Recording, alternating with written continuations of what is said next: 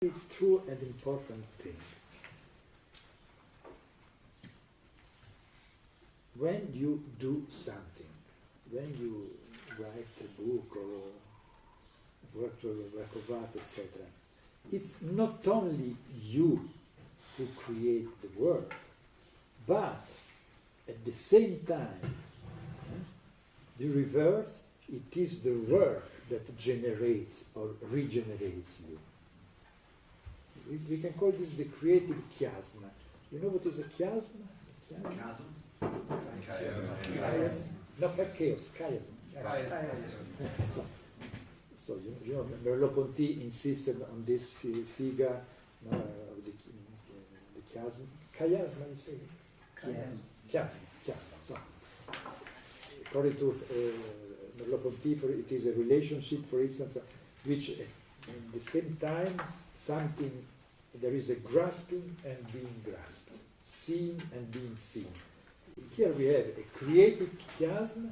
At the same time, you create and you are created. This is absolutely true. An artist who is not an artist or whatever, a subject which is not created by his work is a bad artist. The most interesting is the second part. I never work to my work, the work worked to me. Do you agree with this point? Yeah. It's important. No, but often it's forgotten because our idea of productivity, the capitalist idea of productivity, you forget this. So you have to produce the work. No, the work has to produce me. So there is a reversed economy.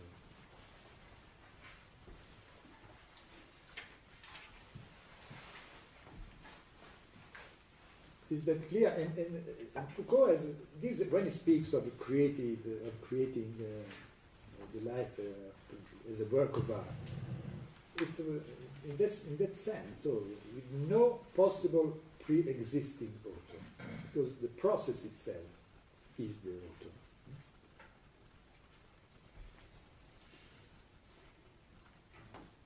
There is a kind of paradoxical circularity, and there is a point in this course, Hermeneutics of the Self, where he really clearly says this, defines this. I quote, "The self with which we are in relationship is no other than the relationship itself." Can you repeat that? Yes. The self with which we are in relationship is speaking of the care of the self, taking care of the self, so being in relation with the self. But then it says, to avoid any misunderstanding as the self being before or outside, the self with which we are in relationship is no other than the relation itself. And it also adds, it is the immanence or the ontological adequation of the self to the relation. So we have to conceive the self ontologically as coinciding with the relationship. So it's not an easy concept, but you have here to the idea of the care of the self is a relation very peculiar, but not even a relation in our idea of a non-relationship, but in which the self is the relation. Could you repeat the second half of the quote? It is the immanence. It is the immanence or the ontological adequation of the self to the relationship. So the self must be ontologically equal with the relationship. It's also a figure in a way of absolute immanence in the lazy sense, because so the self is so immanent to the process, to the relationship, that it coincides with the relationship. But again, perhaps and we have to go back to our idea of indifference, because it makes it the self, so you still can distinguish the self and the relationship, but you cannot ontologically separate them. So he speaks of self and the relationship. Does he discuss when that relationship becomes multiple, in the sense of if we're creating ourselves through our own creation, how about if we're co-creating with others? Does that change things at all? As far as I know, he doesn't mention this problem, but what do you think? Perhaps it's the same, or it just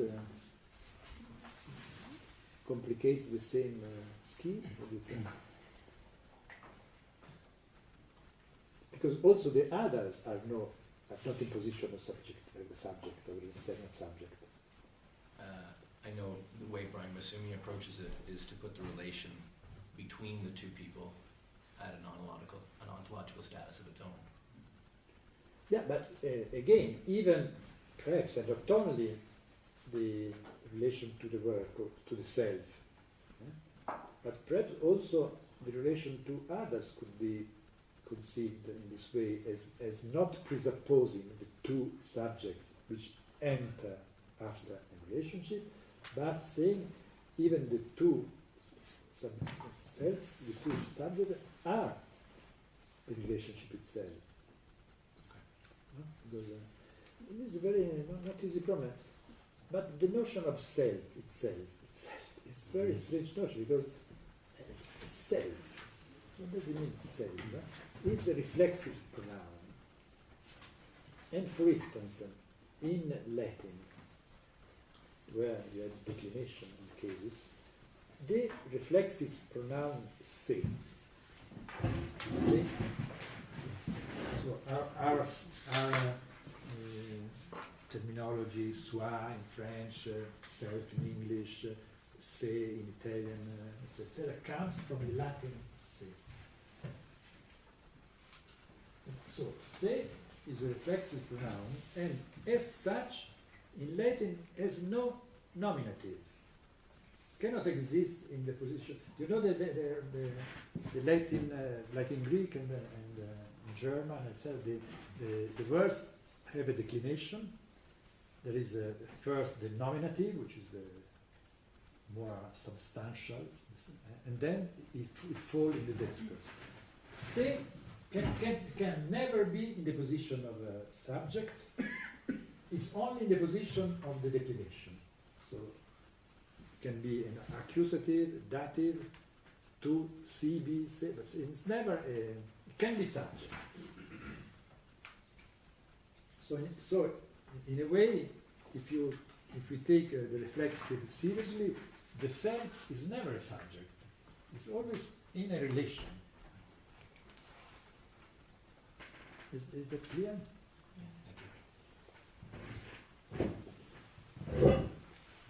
Yes,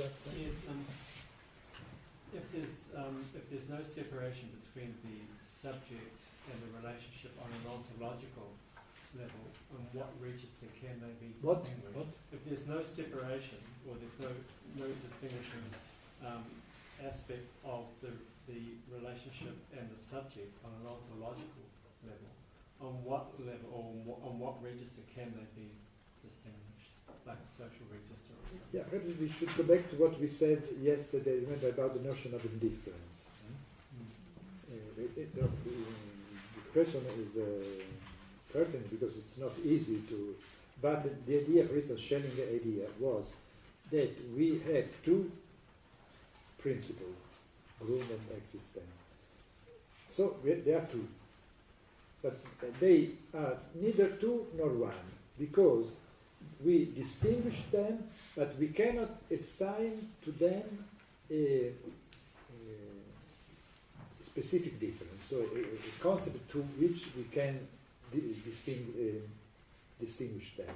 So it's a kind of strange distinguishability, which is perhaps on the level of the pure existence. So you can perhaps we can say this: they are both ontological, but ontology has two. I will see this after. No?